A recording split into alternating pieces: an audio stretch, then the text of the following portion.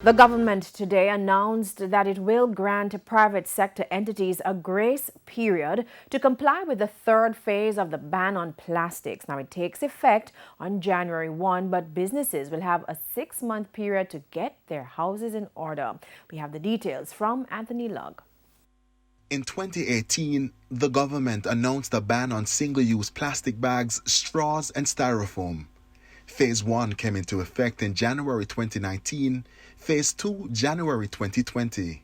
At a media briefing on Friday, Environment Minister Pernell Charles Jr. disclosed that the rollout of Phase 3 is target.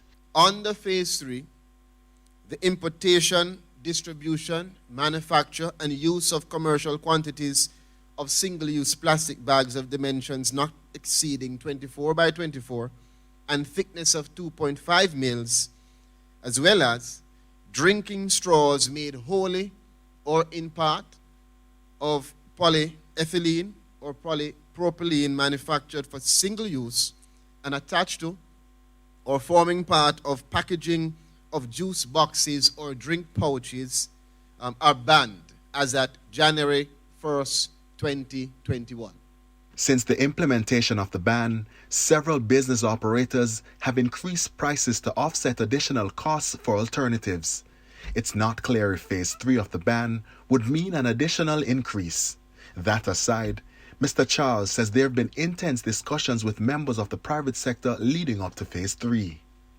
Though this phase will be implemented January 1, 2021, the government will be offering a 6-month grace period.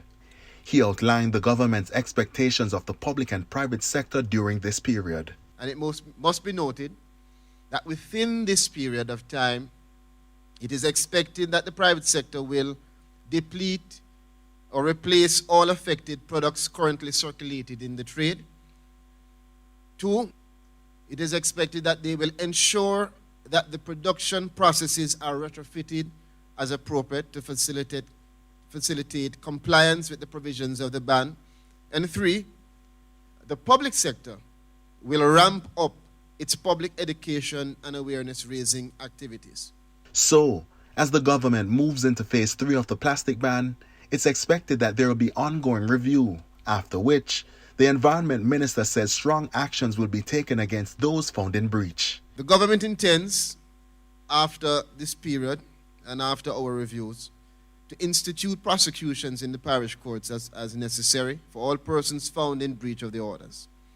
And so I ask again for the cooperation of all Jamaicans to ensure the continued success of the ban on single-use plastics. Anthony Lugg, TVJ News.